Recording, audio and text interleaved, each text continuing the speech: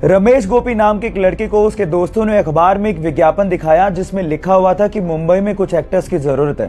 वो बंदा कुछ करना चाहता था, इसलिए कुछ पैसे लेके मुंबई चला गया। जिस जगह का एड्रेस दिया था वहां पर पहुंचा तो वहां पर उससे कुछ पैसे भरवा लिए और 7 दिन बाद आने को कहा। जब वो 7 दिन बाद वहां पे पहुंचा तो वहां पे कोई था ही नहीं। उसे मालूम पड़ गया था कि उसके साथ फ्रॉड हो गया है, पर उसने सोचा कि मैं मुंबई से तब तक नहीं जाऊंगा जब तक मैं सक्सेसफुल ना हो जाऊं। उसने वहीं पर ही डांस क्लास खोल के डांस सिखाना शुरू कर दिया और धीरे धीरे करके 3 डांस क्लासेस खोल ली। लेकिन समय तब बदला जब उनके ही ग्रुप ने एक ऑल इंडिया डांस कंपटीशन जीत डाला। उसके बाद तो वो एज अ बैकग्राउंड डांसर्स फिल्मों में काम करने लगा। उसके बाद कोरियोग्राफी शुरू कर दी। जो बंदा हीरो हीरोइन के पीछे as a back dancer dance किया करता था, आज के समय वो बॉलीवुड का सबसे मशहूर कोरियोग्राफर, एक्टर, डायरेक्टर और बहुत सारे डांस रियलिटी शो में जज है। Yes guys, I am talking about Remo D'Souza. कई लोग इतना दिमाग कैसे लगा लेते हैं समझना बेहद मुश्किल है। ऐसा ही दिमाग लगाया एक चाइनीज आदमी ने। उस बंदे ने एक फ्लाइट का फर्स्ट क्लास टिकट खरीदा जिसके साथ में वीआईपी लाउंज का एक्सेस और उसका खाना एब्सोल्युटली फ्री था। अब उस बंदे ने क्या किया, ध्यान से सुनेगा। वो सबसे पहले वीआईपी लाउंज गया, वहां पर फ्री का खाना खाया और उसके बाद अपनी टिकट को रीस्केड्यूल करवा दिया। फिर से अगले दिन आया, फिर से वो वीआईपी लाउंज गया और वहां का फ्री का खाना खाया और उसके बाद उसी टिकट को फिर से रीस्केड्यूल करवा दिया। और ऐसे करके उसने कम से कम 300 बार अपनी टिकट को रीस्केड्यूल करवाया और 300 बार वीआईपी खाना फ्री में खाया। और हद तो तब हो गई जब उसने उस टिकट को फाइनली कैंसिल करवा दिया और उसको सारा का सारा अमाउंट रिफंड मिल गया। हद हो गई। गाइस, आपको इस बंदे के दिमाग के बारे में क्या कहना है कमेंट सेक्शन में जरूर लिखिएगा। और ऐसे अमेजिंग वीडियोस के लिए शेयर, सब्सक्राइब एंड लाइक। मिलता है अगली वीडियो में। बहुत सारे बच्चे जो जैम से ब्रेड खाते हैं क्योंकि टेस्टी होती है, बट उसमें कोई न्यूट्रिशंस नहीं होते। मैं आपसे कहूंगा कि बजाय जैम लगाने के आप ब्रेड पे शहद लगाओ। मैं मेरा तरीका बताता हूं, मैं कैसे खाता हूं ब्रेड को। तो मैं क्या करता हूं, 2 ब्रेड लेता हूं, उस 2 ब्रेड में मैं 3 चीजें लगाता हूं। उसमें मैं टेस्ट की चीज भी लगाता हूं जिसमें मुझे टेस्ट आए, और मैं न्यूट्रिशन वाली चीज भी लगाता हूं। तो मैं क्या करता हूं, सबसे पहले तो पीनट बटर है ना, मूंगफली का जो मक्खन होता है, पीनट बटर बोलते हैं जिसको, वो लगाता हूं। पीनट बटर लगाने के बाद मैं शहद लगाता हूं। मिडिल लेयर मेरी होती है शहद की, ठीक है। शहद बहुत बढ़िया चीज है, आप लोग खानी चाहिए। फिर उसके बाद मैं लगाता हूं नटेला।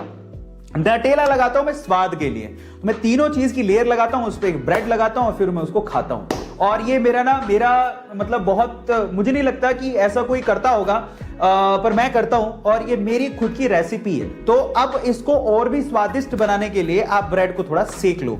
गरम ब्रेड पे जब आप पीनट बटर लगाओगे और उस पे फिर आप शहद लगाओगे यानी कि हनी, और फिर उसके बाद जब आप नटेला लगाओगे, फिर जब उसे खाओगे तो उसमें भरपूर न्यूट्रिशन और भरपूर पावर, भरपूर एनर्जी आप लोगों को मिल जाती है। और अगर आपको देखो, मैं ये बता देता हूं, मेरा जीरोधा में अकाउंट है लेकिन जीरोधा पैसा लेता है, थोड़ा ज्यादा पैसा लेता है। अब आपके पास 2 चॉइसेस और हैं। मैं 2 चॉइसेस आपको दे रहा हूं। अपस्टॉक्स एक ऐसी कंपनी जिसमें रतन टाटा जी ने पैसा लगा रखा है और ये सेकंड लीडिंग कंपनी है आफ्टर जीरोधा। बहुत अच्छी कंपनी है, फंडामेंटल स्ट्रॉन्ग है, आप इसमें अपना डीमेट अकाउंट खुला सकते हो। और वैसे एक और बात बता देता हूं, कल को लगे हम जीरोधा, अपस्टॉक्स या फिर एंजल्स में क्यों कराएं, तो आप चिंता मत करो। जो शेयर आप खरीदते हो वो शेयर ये नहीं रखते, आप ये मत समझिए बिचौलिए हैं, ये आपके लिए घर बैठे आपको शेयर खरीद के देंगे। पर जब आप शेयर खरीद लोगे तो एक डिपॉजिटरी होता है जिसको बोलते हैं सीडीएसएल, एक और होता है, 2 है। तो ये आपको धीरे धीरे समझ में आए, उनके पास डिपॉजिट रहते हैं आपके share. By the way, CDSL भी एक कंपनी है जो लिस्टेड है, इसका शेयर 200 रुपए में मिल रहा था, आज वो 900 रुपए का हो गया। तो वहां पर डिपॉजिट रहते हैं आपके शेयर, तो आपको चिंता नहीं करना। कल को मान लो आपको हाई जीरोधा भाग गया तो, हाई अपस्टॉक भाग गया तो, हाई एंजल भाग गया, कुछ नहीं, नो टेंशन। वो गवर्नमेंट की एक बॉडी है, मतलब यू कैन से कि सीडीएसएल और आरडीएसएल ऐसा कुछ है। सीडीएसएल, मेरे तो सीडीएसएल में, आरडीएसएल भी होता है, आरडीजीएल होता है, ऐसा कुछ। तो उनमें आपके डिपॉजिट रहते हैं आपके शेयर, समझ रहे हो। तो आपको चिंता नहीं करना कि हमारे पैसे कहां जाएंगे, चिंता मत करो, वो शेयर आप ही के नाम रहेंगे, वो कहीं नहीं जाने वाले। आप उसको कभी भी क्लेम कर सकते हो। मजे की बात, आप अपना डीमेट अकाउंट कभी भी चेंज भी कर सकते हो। मान लो आपको अपस्टॉक्स कहीं चला गया या आपको फ्री ट्रेडिंग करनी है, कहीं कुछ हो गया, एंजल को कुछ हो गया, जीरोधा कुछ हो गया, आप अपना डीमेट अकाउंट चेंज कर लो। गवर्नमेंट ये सुविधा भी देती है, आपका शेयर कहीं नहीं जाएगा, गवर्नमेंट बहुत सजग है। तो अपस्टॉक्स या फिर आप एंजल्स, इन दोनों में खुला सकते हो। मैं आपको अपस्टॉक्स प्रीफर करूंगा क्योंकि ये कंपनी बहुत अच्छी है। रतन टाटा जी ने इसमें पैसे लगा रखे हैं, तो काफी अच्छी इन्वेस्टमेंट है। लेकिन एंजल एट द टाइम ये भी बहुत अच्छी है, आप इसमें भी लगा सकते हो। जीरोधा भी अच्छी है, आप जीरोधा में भी खुला सकते हो, लेकिन जीरोधा में थोड़े पैसे ज्यादा लगते हैं, एंजल में तो 0 रुपए में हो जाता है। तो अगर 0 रुपए में खुलाना है तो आप एंजल्स में चले जाओ, लेकिन मेरी प्रेफरेंस या तो जीरोधा या अपस्टॉक्स है। अपस्टॉक्स बहुत अच्छी है, चाहे आपका 100-200 रुपए ले लेगा, लेकिन आपको सुविधाएं बहुत अच्छी देगा।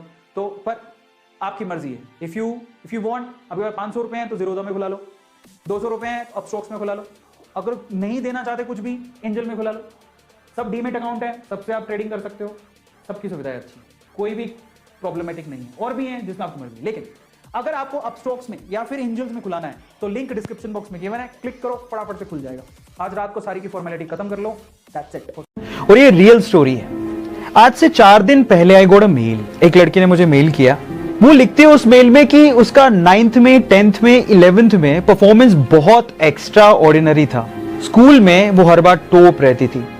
उसको किसी ने सजेस्ट किया कि जेई के लिए प्रिपेयर करो, तो उसने जेई का कोचिंग ज्वाइन किया। पहला जब टेस्ट दिया तो उसके मार्क्स कम आए, किसी ने उसको गाइड ही नहीं किया। दूसरे में मार्क्स और गिर गए और इस तरह से रेगुलरली मार्क्स गिरते गए। फाइनली ना तो वो जेई की कोचिंग में अच्छा परफॉर्म कर रही है, ना ही वो स्कूल में परफॉर्म अच्छा कर रही है। दोनों जगह से वो गिर गई, परफॉर्मेंस उसकी गिर गई। ऐसी स्टेजेस में पेरेंट का, कोच का और गुरु का क्या रोल होता है, ये बहुत इंपॉर्टेंट है। इनफैक्ट ये सिर्फ बच्चों के साथ नहीं होता है। अगर आप किसी प्रीवियस कंपनी में बहुत अच्छा परफॉर्म कर रहे हैं या इंडिविजुअली बहुत अच्छा परफॉर्म कर रहे हैं और अचानक से किसी कंपनी में आपका पूरा का पूरा परफॉर्मेंस गिर जाता है, तो उस केस में ऐसी बात नहीं है कि आपके पास एबिलिटी नहीं है, सिर्फ वक्त की बात है। और इस चीज को कंपनी के एचआर को समझना चाहिए। हारते हैं, जिंदगी में ऐसे मोमेंट आते हैं, लेकिन जो हारा है इसका मतलब ये नहीं है कि उसमें कैपेबिलिटी नहीं है। उसको गाइडेंस की, उसको काउंसलिंग की जरूरत है। जिन बच्चों के माँ बाप हैं, उन माँ बाप को अपना रोल निभाना चाहिए, अपने बच्चों को काउंसिल करना चाहिए। जब वो हार जाएं, टेस्ट में अच्छे नंबर नहीं आए, बैठो उनके साथ, उनको बोलो you are the winner, you are the champion, believe in yourself.